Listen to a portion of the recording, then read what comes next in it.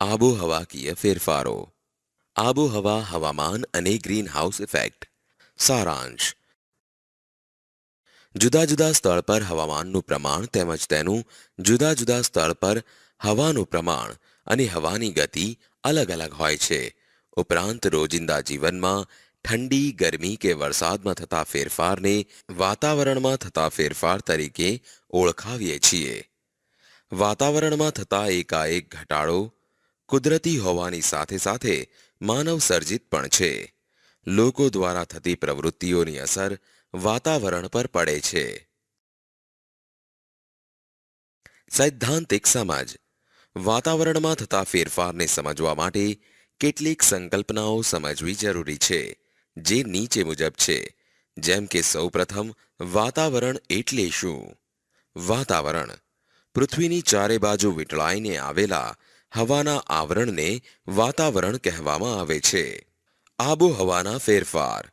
વૈશ્વિક તાપમાન વધવાથી તાપમાન, પવનની દિશા અને ભેજ વગેરેમાં જે ફેરફાર થાય છે તેને આબોહવાના ફેરફાર કહેવામાં આવે છે. હવામાન કોઈ પણ પ્રદેશના તાપમાન, ભેજ અને વરસાદની ટૂંકા ગાળાની સરેરાશ સ્થિતિ એટલે હવામાન. આબોહવા કોઈ પણ પ્રદેશના 35થી વધારે વર્ષોના સરેરાશ તાપમાન, ભેજ અને વરસાદની સરેરાશ સ્થિતિ એટલે આબોહવા. આપેલ સંકલ્પનાઓમાં જો સંતુલન રહે તો વાતાવરણ પર કોઈ ફેરફાર જોવા મળતો નથી. પરંતુ જો હવામાન કે આબોહવામાં કોઈ માનવ સર્જિત કારણોસર ફેરફાર થાય તો તે ઘણો ઘાતકી સાબિત થાય છે. જેમ કે તેના દ્વારા ઉદ્ભવતી ગ્રીનહાઉસ ઇફેક્ટ.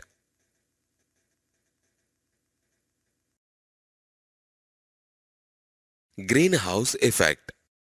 ઠંડી આબોહવાવાળા દેશોમાં સૂર્યતાપ ઓછો મળતો હોવાથી છોડ, શાકભાજી અને વૃક્ષોનો વિકાસ અટકે છે. તેથી પર્યાપ્ત માત્રામાં ગરમી મળી રહે તેવી કૃત્રિમ વ્યવસ્થા કરવામાં આવે છે, જેના માટે કાચ કે કાપડની છત રાખવામાં આવે છે કે જ્યાં ગરમીનું પ્રમાણ જળવાઈ રહે છે. તેને ગ્રીનહાઉસ ઇફેક્ટ કહે છે. ગ્રીનહાઉસ ઇફેક્ટ દ્વારા સામાન્ય ઋતુ સિવાયની ઋતુમાં પણ સારી ગુણવત્તાવાળા શાકભાજીનું ઉત્પાદન લઈ શકાય છે. ઇઝરાયલ જેવો દેશ આ ટેકનોલોજી દ્વારા શાકભાજીનું વધુને વધુ ઉત્પાદન મેળવી તેની નિકાસ દ્વારા કરોડો ડોલરનું હુંડિયામણ કમાય છે. ઉપરાંત શાકભાજી પાકોની ખેતીના પાયારૂપ પ્રશ્નોના નિરાકરણ માટે ધરુની ફેર રોપણી દ્વારા ઉત્પાદન કરી આ ટેકનોલોજી ઉપયોગી અને ફળદાયી સાબિત થઈ છે. પ્રકાશની ગુણવત્તાનો આધાર તેના કિરણોની લંબાઈ અને પ્રકાશના સમયગાળાનો આધાર ઋતુ અને વિસ્તાર પર રહેલો છે. તેથી આ પરિબળને પાકની જરૂરિયાત મુજબ નિયંત્રણમાં લાવી શકાય છે. Global warming. સારાંશ. ભૂતકાળમાં જ્યારે સૂર્યમંડળની રચના થઈ અને પૃથ્વીએ સૂર્યની ફરતે પ્રદક્ષિણા કરવાનું શરૂ કર્યું ત્યારે પૃથ્વી એ ફક્ત ગરમ ગોળા સ્વરૂપે હતી. લાખો વર્ષ બાદ પૃથ્વીનો ગોળો ઠર્યા બાદ તેની સપાટી પરનું પડ સખત બન્યું, જેને આપણે ધરતી કહીએ છીએ. પૃથ્વી પર વર્ષો સુધી જ્વાળામુખીઓ ફાટવાની, વરસાદ અને બાષ્પીભવનની ઘટમાળા ચાલી, જેના દ્વારા સમુદ્રો બન્યા. સૈદ્ધાંતિક સમજ. પૃથ્વી પરના કાર્બન ડાયોક્સાઇડ પાણીમાં દ્રાવ્ય હોવાને કારણે સમુદ્રમાં અને કાર્બોનેટ ખડક સ્વરૂપે પૃથ્વીના પેટાળમાં દબાઈ જાય છે. પૃથ્વી પર તેનું પ્રમાણ 70થી ઘટીને 0.003% રહ્યું, જેથી પૃથ્વી ઉપર વાતાવરણ અસ્તિત્વમાં આવ્યું. સૂર્ય પરથી પૃથ્વી પર આવતા કિરણો વાતાવરણમાંથી પસાર થતા પૃથ્વી પર પડે છે. આ કિરણોમાંના કેટલાક કિરણો વાતાવરણમાં શોષાઈ જાય છે અને કેટલાક કિરણો અંતરિક્ષમાં પાછા ફરે છે. પૃથ્વી પર એકધારા વાતાવરણને પરિણામે ઋતુઓ શક્ય બની અને એક કોષી જીવથી લઈને માનવી સુધીનું જીવન સરળ બન્યું. ઔદ્યોગિક યુગમાં માનવીએ જાણે કુદરત સાથે હરીફાઈ શરૂ કરી. પેટ્રોલિયમનો બેફામ વપરાશ, વીજ ઉત્પાદન માટે કોલસો બાળીને મોટા મોટા કારખાનાઓ માટે બળતણના ઉપયોગ દ્વારા પૃથ્વી પર કાર્બન ડાયોક્સાઇડ અને ઝેરી વાયુઓનું પ્રમાણ ભયજનક કક્ષાએ લાવીને મૂક્યું છે, જેને આપણે ગ્લોબલ વોર્મિંગ તરીકે ઓળખતા થયા છીએ. ગ્લોબલ વોર્મિંગ એટલે પૃથ્વીના વાતાવરણને ગરમ કરનારી green house effect. Green house effect એટલે કે સૂર્યના કિરણો સાથે આવતી ગરમીને વાતાવરણમાં આવ્યા પછી પૃથ્વી પર અથડાઈને પરાવર્તન પામી પાછી અવકાશમાં જવા ન દેવાય તેવી સ્થિતિ.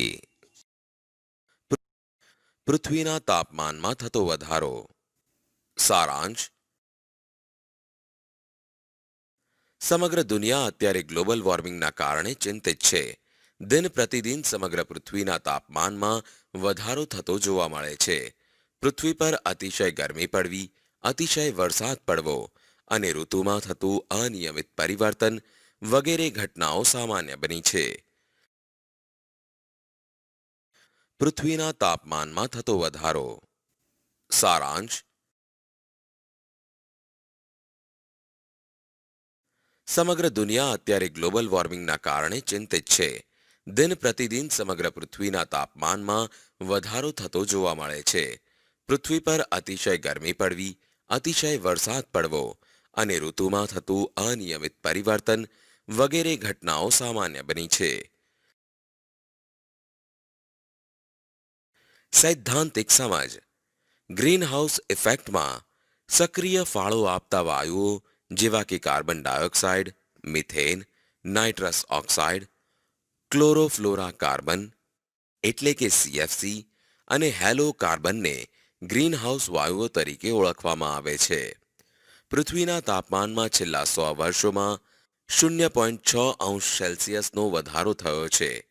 જુદા જુદા વાયુઓનું પ્રમાણ જેવા કે કાર્બન ડાયોક્સાઇડ 64%, ક્લોરોફ્લોરા કાર્બન 65%, મિથેન 10% અને હેલો કાર્બન 0.5%નો સમાવેશ થાય છે.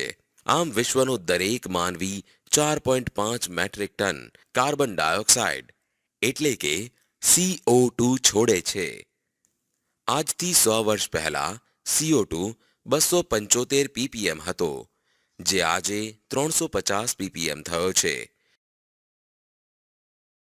ppm એટલે પાર્ટ પર મિલિયન એટલે કે 10 લાખનો એક ભાગ એટલે કે 0.28%, તો 280 ppm કહેવાય. પૃથ્વીને ગરમ કરવામાં જવાબદાર પરિબળો. વસ્તુ: થર્મલ પાવર મથક 200 મેગાવોટ.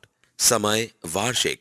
ગ્રીનહાઉસને અસર કરતા વાયુનું ઉત્સર્જનનું પ્રમાણ 9 લાખ ટન. વસ્તુ: મોટર કાર. વાર્ષિક. સમય: વાર્ષિક.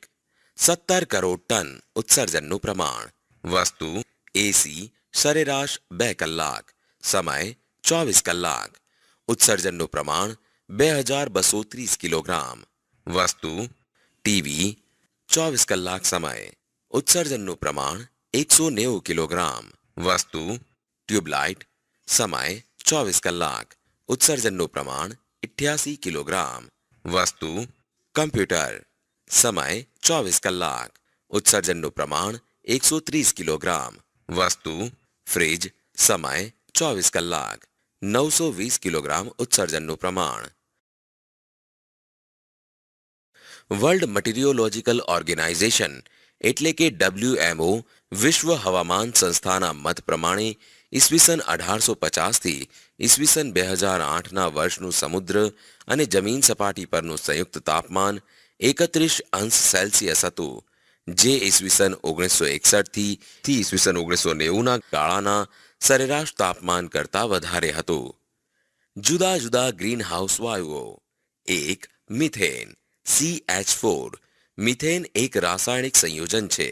ઓક્સિજનની હાજરીમાં મિથેનને બાળતા કાર્બન ડાયોક્સાઇડ અને પાણી છૂટા પડે છે. ઈસવીસન 1750માં 315 ppm માંથી ઈસવીસન 2005માં 1764 ppm જેટલો આશ્ચર્યજનક વધારો નીચે પ્રમાણેના કારણો મુજબ થયો છે.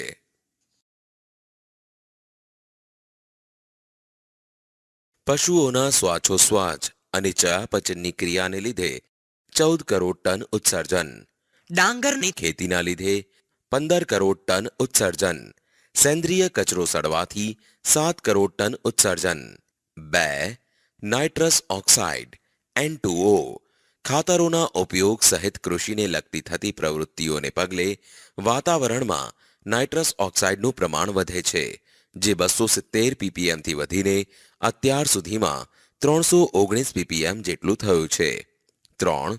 ક્લોરોફ્લોરા કાર્બન CFC પ્લાસ્ટિક, ફ્રીજ, એસી, સર્કિટ સર્જન, એરોસેલ સ્પ્રે એટલે કે 1 માઇક્રોનથી 10 માઇક્રોન આકાર ધરાવતા સૂક્ષ્મ કણોને એરોસેલ કહે છે, વગેરેના વપરાશથી ક્લોરોફ્લોરા કાર્બનમાં વધારો થાય છે.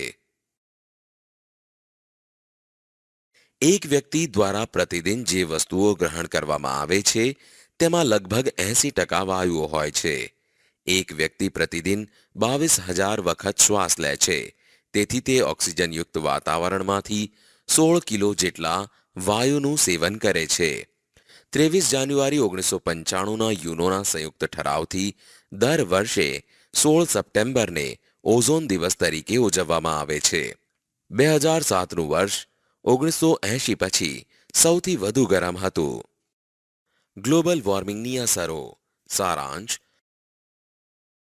ગ્લોબલ વોર્મિંગની અસર માનવ ઉપરાંત પ્રાણીઓ, વનસ્પતિઓ અને તેમના જીવન પર પણ પડી રહી છે. ઉપરાંત અન્ય ફેરફારો પણ થઈ રહ્યા છે. સૈદ્ધાંતિક સમજ. વનસ્પતિની ઉત્પત્તિ, તેમની વૃદ્ધિનો સમય અને આયુષ્યમાં ફેરફાર. પક્ષીઓની અમુક જાતિઓ લુપ્ત થવી, દાખલા તરીકે ચકલી, ગીધ. હિમાલયની 2000 હિમનદીઓ પીગળવી. છેલ્લા 10 વર્ષમાં દુષ્કાળ, વાવાઝોડા, અતિવૃષ્ટિ અને પૂરનું પ્રમાણ વધવું.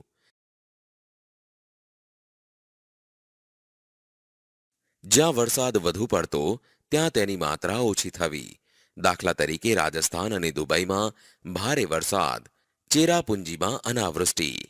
ખેતીમાં કઠોળનું ઉત્પાદન ઓછું થવું, જમીનમાં પાણીનું સ્તર ઘટવું, હિમનદી પીગળવાથી સમુદ્ર જળસ્તર ઊંચું થવું અને સમુદ્ર કાંઠાનું ધોવાણનું સ્તર વધવું. તાપમાન વધતા માણસો ડિહાઇડ્રેશન અને કુપોષણના ભોગ બનવા. ઋતુચક્રમાં પરિવર્તન. શિયાળા અને ઉનાળાની ઋતુઓની લાક્ષણિકતાઓ બદલાવી. ગુજરાતની દરિયાઈ સપાટી 25 સેન્ટીમીટર જેટલી વધતા જમીનની ખારાશ વધવી. ખેત ઉત્પાદનમાં સતત ઘટાડો. Cholera, dengue, malaria, yellow fever, swine flu વગેરે રોગોનું પ્રમાણ વધવું. ગ્રીન પીસ સંસ્થા મુજબ ઈસવીસન 2100માં ગુજરાતમાં વસતા આશરે 55 લાખ લોકોનું સ્થળાંતર કરવું પડશે. વૈશ્વિક તાપમાનના વધારાને લીધે ફૂલોની સુગંધ નાશ પામવી. ગ્લોબલ વોર્મિંગથી બચવાના ઉપાયો. ઉર્જાના બિનપરંપરાગત સ્ત્રોતોનો ઉપયોગ વધારવો, જેમ કે સૌર ઉર્જા, પવન ઉર્જા, પવન સૌર ઉર્જા, ભરતી ઓટ ઉર્જા. વૃક્ષારોપણ વધારવું. પોલિથીન બેગનો ઉપયોગ ટાળવો. ખાતર અને જંતુનાશક દવાઓનો વિવેકપૂર્ણ ઉપયોગ કરવો. લીલો પડવાશ અને છાણિયું ખાતર વાપરવું. ઘર ઉપયોગી સાધનોનો વિવેકપૂર્ણ ઉપયોગ કરવો. પરિવહનના સાધનોનો વિવેકપૂર્ણ ઉપયોગ કરવો. ઇકો ફ્રેન્ડલી કાગળનો વપરાશ વધારવો. પેટ્રોલિયમ પેદાશોનો વિવેકપૂર્ણ ઉપયોગ કરવો. વરસાદી પાણીનો સંગ્રહ કરવો. સીએનજીનો વપરાશ વધારવો. માનવ દ્વારા જે કાગળનો ઉપયોગ થાય છે તે 1 ટન કાગળ બનાવવા 4400 કિલોવોટ વીજળી, 30,000 લીટર પાણી અને 11 વૃક્ષોના લાકડાનો માવો વપરાય છે. પર્યાવરણનું રક્ષણ કરવા વૈશ્વિક નીતિ. માનવીય પ્રવૃત્તિઓને કારણે પર્યાવરણને થતા નુકસાનની સમજ સમગ્ર વિશ્વને સમજાવવા ઈસવીસન 1972માં સ્વીડનના પાટનગર સ્ટોકહોમ ખાતે અને ત્યારબાદ બ્રાઝિલના રિયો ડી જાનેરોમાં બેઠક બોલાવવામાં આવી. ગ્લોબલ વોર્મિંગ સંદર્ભે વિશ્વ સ્તરે ડિસેમ્બર 2009માં ડેનમાર્કની રાજધાની કોપનહેગનમાં એવું નક્કી થયું હતું કે વિકસિત રાષ્ટ્રો કાર્બન એક્ટ સ્વીકારતા નથી, એટલે કે ગ્રીનહાઉસને અસર કરતા વાયુ ઉત્સર્જન ઘટાડવાની નીતિ. જ્યારે વિકાસશીલ રાષ્ટ્રો ગ્રીનહાઉસને અસર કરતા વાયુ ઉત્સર્જન ઘટાડવા દબાણ કરે છે. વિકાસશીલ દેશોના વિકાસ માટે $100 અબજ સહાય તેમજ આ બેઠક દરમિયાન 45 દેશોના 59 જેટલા સંશોધન પેપર્સ દ્વારા દુનિયાના નેતાઓને આ વૈશ્વિક સમસ્યાથી વિચારતા કરવામાં આવ્યા. વિશ્વમાં સરેરાશ નાગરિક 4.5 મેટ્રિક ટન, ભારતનો નાગરિક વાર્ષિક સરેરાશ 1.2 મેટ્રિક ટન તેમજ અમેરિકાનો નાગરિક 20.6 મેટ્રિક ટન કાર્બન વાયુ ઉત્સર્જન કરે છે, જે પર્યાવરણ માટે ભયજનક સ્થિતિ કહેવાય.